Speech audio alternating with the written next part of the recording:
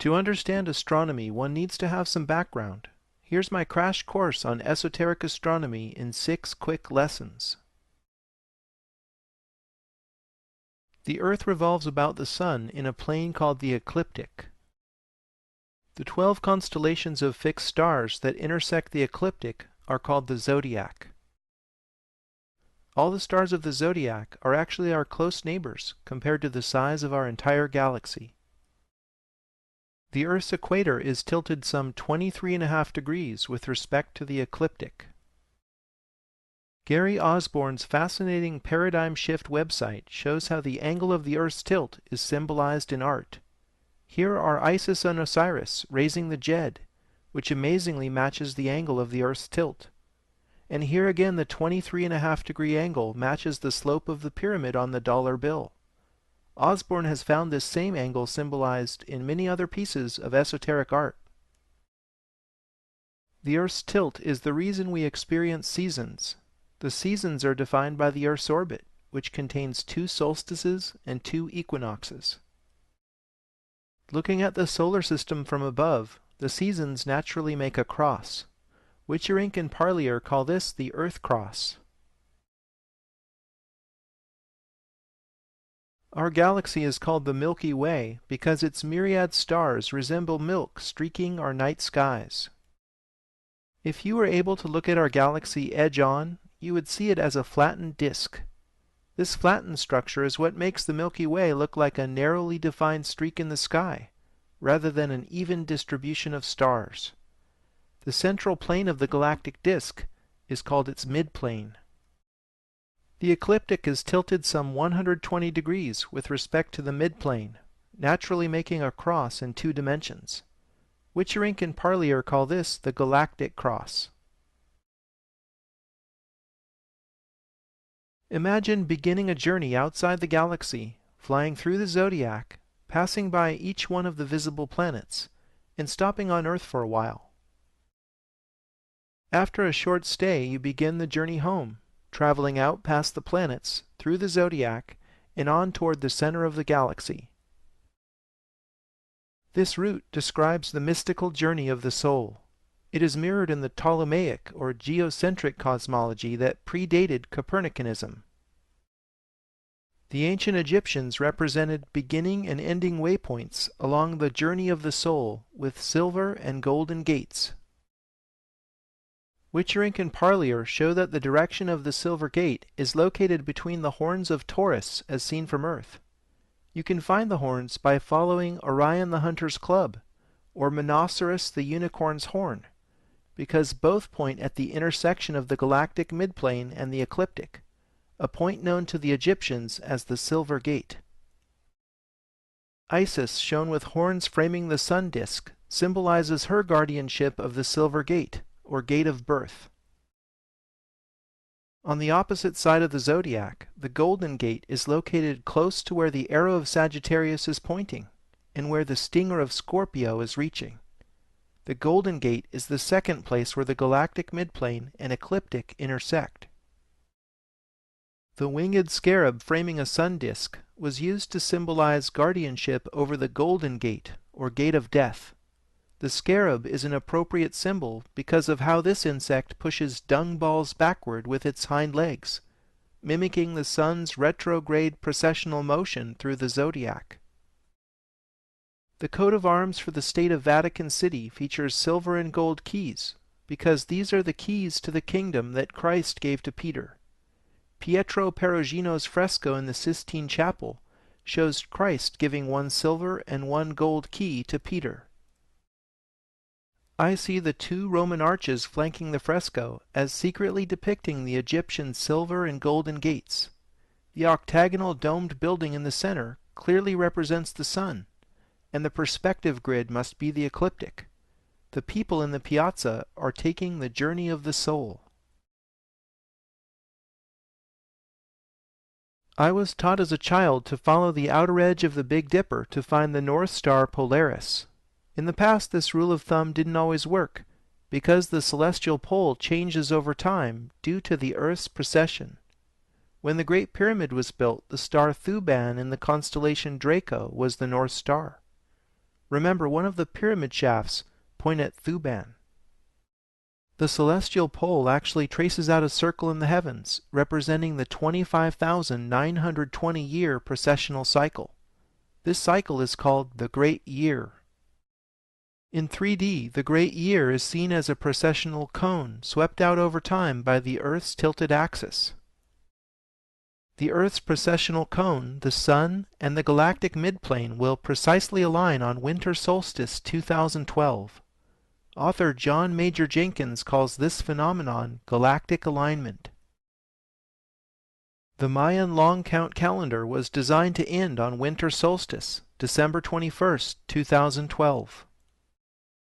Acharya S. says in The Christ Conspiracy, many of the world's crucified godmen had their traditional birthdays on December 25th.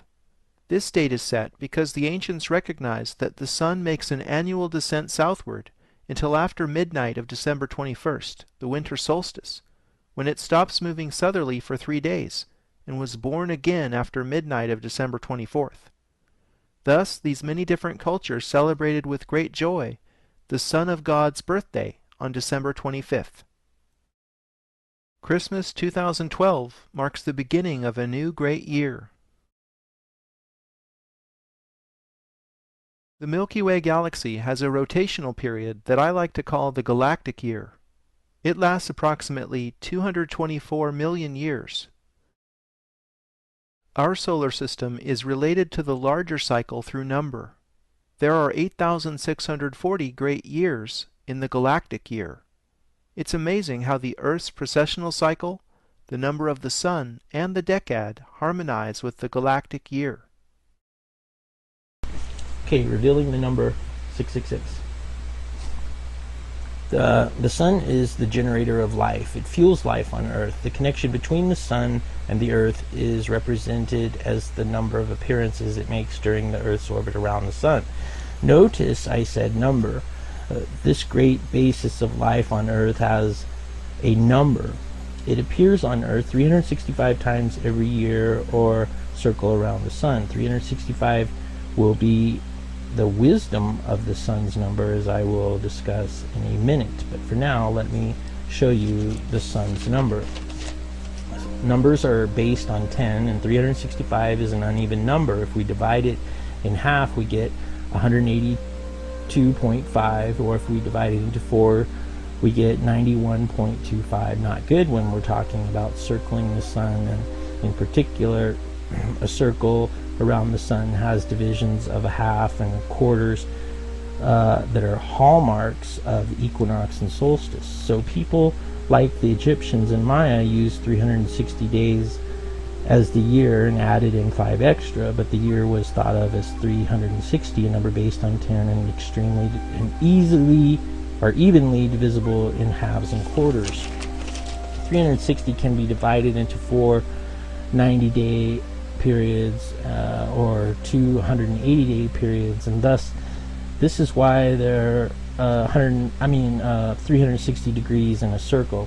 360 being based on 10 can be looked at as 36 by moving the power of 10, making it easier to imagine. So symbolically 360 and 36 are related. We can think of 36 being halved into 18 or quartered into 9.